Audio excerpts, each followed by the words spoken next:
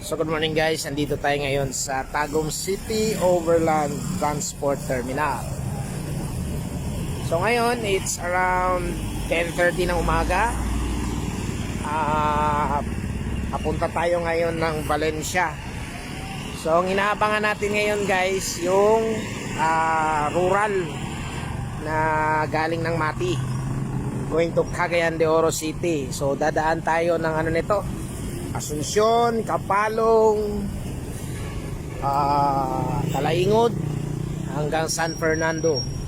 So this will be my first time. So abangan po natin yung video guys. So time check 11 AM. Dito na tayo sa Tagum. Ito na yung bus na sakyan natin mga guys.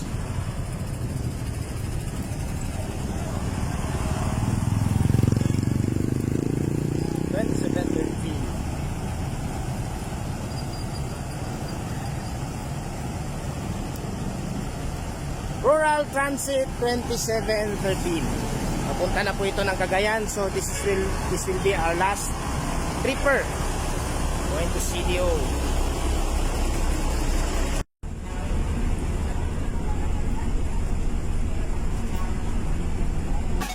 Since nag-request yung mga followers natin, pagbibigyan natin guys. So last March 3, 2025, nag-launch ang Rural Transit Mindanao ng isang panibagong ruta guys, linking Cagayan de Oro City, going to Bukidnon, going to Tagum City, and going all the way to Mati City. So dalawang trip lang ito guys, magkabilaan. First trip departs at 6 AM and last trip departs at 8 AM. So this is a trial run mga guys. So kung nakasakay kayo nitong bus na ito, pagbigyan nyo na ho yung driver, conductor at yung mga onboard na training drivers, conductors and inspectors, kasi panibagong ruta po ito ng Rural Transit Mindanao Incorporated Yakapin Branch mga guys. I-shoutout ko nga pala yung inspector na onboard dito guys, mula Tagum hanggang Talaingod. Very accommodating, and then pati na rin sa driver and conductor ng bus na ito mga guys. Ipapakita ko lang po sa susunod na part yung kanilang shoutout video at saka photo ops mga guys. So nag-depart kami nito mga around 12 noon. Talagang pinapa-advertise po talaga itong ruta na ito and itong bus na ito mga guys, since hindi pa masyado kilala ng locality itong ruta na ito. And also with the help of the social media, isa na po tayo doon mga guys. Pero this is not a paid advertisement guys or a paid vlog. Liwanagin ko lang, my own pocket po talaga ito. Katas ng vlog actually itong gastos ko sa biyahe na ito, and then this is for the promotion of the said route regardless of the company. Much better na mailink na itong biyahe na ito mula Mati hanggang Cagayan de Oro via the Tagum San Fernando Highway. So yun guys, ingat po palagi sa ating mga biyahe dyan, sa mga bus drivers and conductors and line personnel of Rural Transit Mindanao Incorporated. So nandito na po tayo sa Tagum Panabo Circumferential Road. Ito po ang Barangay Mankilam sa Tagum City. So shout out po sa taga Barangay Mankilam mga guys. Ingat po palagi sa ating mga biyahe or kung ano mang ginagawa nyo sa ngayon mga guys. Sa aming biyahe guys, it took us 4 hours kasi dumating ako ng Valencia mga alas 4 na sa hapon. Kaya naman siya babaan ng kaunti, kaso nga lang familiarization pa itong ruta na ito mga guys. So ang mga drivers, conductors, pati yung line personnel, fina-familiarize pa nila lahat, yung hindi lang daanan, pati yung papunta ng mga terminal at saka yung mga bus stop. So sa mga pasahero dyan na timing nakasakay neto mula Cagayan de Oro City hanggang Mati, bear with them na lang po mga guys kung minsan nagtataka kayo na medyo mabagal. At sinadya ko po itong pina-fast forward ng 2.5 times ang video, gawa ng kung i-normal playback po natin ito, medyo matatagalan po yung ating vlog mga guys. Ilang parts yung aabutin natin at baka maboard na po kayo. O nga pala guys, ang dumadaan pala dito na bus is yung Laak line ng Davao Metro Shuttle, pati na rin yung Sawata line ng Davao Metro Shuttle, ano? Sa Tagum Circumferential Road, Tagum Panabo Circumferential Road. And o nga pala, madagdag ko guys, may makikita kayong mga ano dyan, counting scenery like mga banana plantations, ano?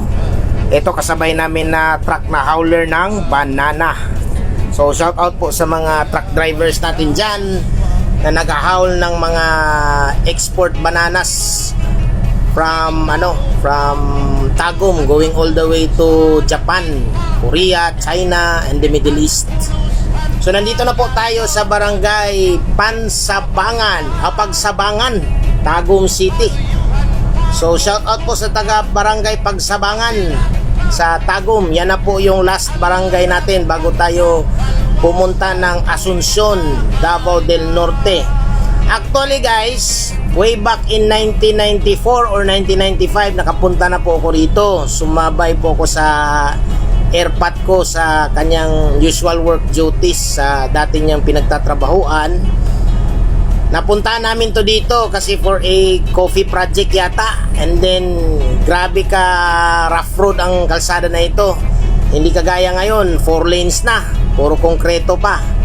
And then sa mga taga taga Asuncion in Davao del Norte, pwede po kayong sumakay nitong bus na ito kung papunta po kayo ng Tagum or going all the way to Mati City or going all the way to Bukidnon and Cagayan de Oro. Basta i-ano lang po ninyo yung schedules na present ngayon ng Rural Transit. So ayan na po, dumaan na po tayo sa Tagum Asuncion boundary, and welcome to Asuncion, Davao del Norte mga guys. So shout out po sa taga Asuncion, Davao del Norte. Ingat po palagi sa ating mga biyahe.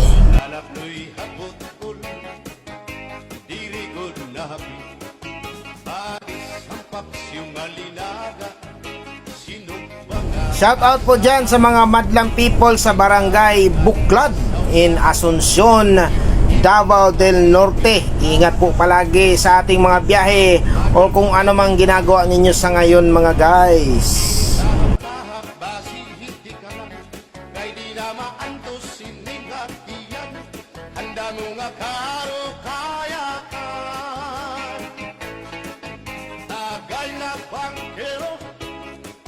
Na ayaw palito o kaya ito imo pagpalakat matinaw daw tubig.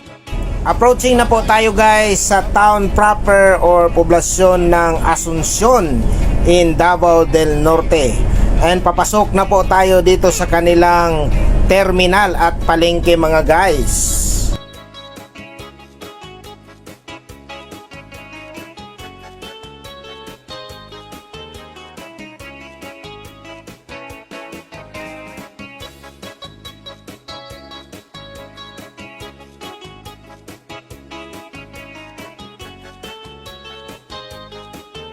Marami akong segment na kinat nito guys kasi gawa ng nag-hand signal yung training driver din.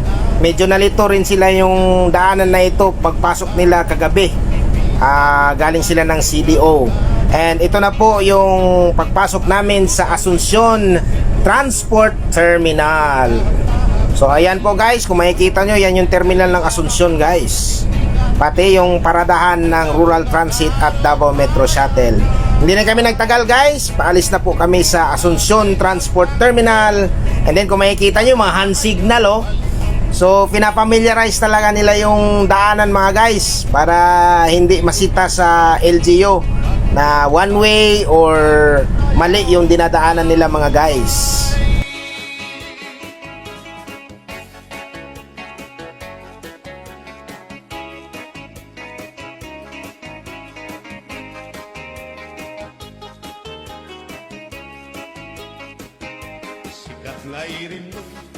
So andito na po ulit tayo sa Tagum Panabo Circumferential Road. So proceeding na po tayo papunta ng Kapalo. Shout out po dyan ulit sa mga followers natin dyan or sa mga bagong nag-follow sa ating page which is Peromingan Archives. sa Asuncion in Davao del Norte. Ingat po palagi sa ating mga biyahe or kung ano mang ginagawa natin sa ngayon mga guys. Mahal nga tuba, kay ang iyara sa damuan na ang mga okasyon, labi na kung patro. So ito guys, ang crossing papunta ng Laak and Sawata in Davao de Oro. So sa mga hindi familiar po sa papunta ng Laak, dyan po yung crossing point natin mga guys. And di ta magduwa-duwaan proceeding na taan going to Kapalong kay medyo malayo pa po yung biyahe natin mga guys. So ulitin ko guys ha, ang departure time ng ating bus, first trip alas 6 ng umaga for both Cagayan de Oro and Mati. And ang last trip naman po is around 8 in the morning. Galing din ng Cagayan de Oro at galing din ng Mati City. Sa Cagayan de Oro po, ang terminal po nila ay located sa Agora or Market City, hindi po sa westbound or sa Bulwa.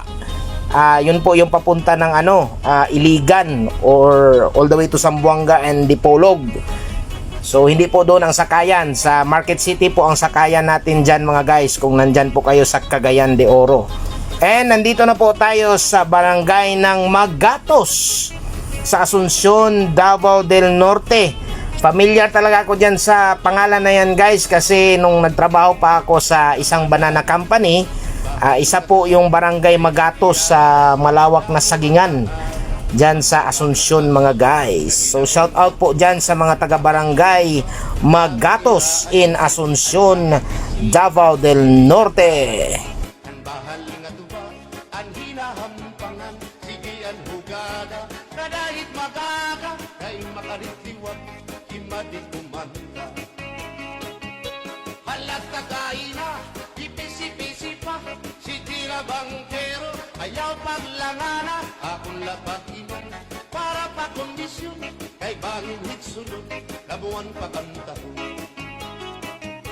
Halat kagaina, ipisi-pisi pa, si tira bangkero, ayaw paglangana. So technically guys, nandito na po tayo sa Municipality of Kapalong in Davao del Norte.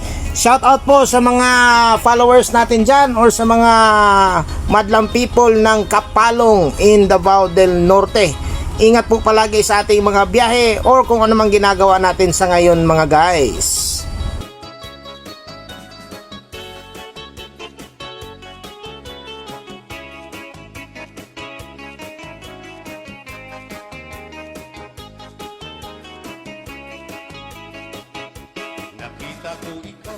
Nakita ko ikaw, waray.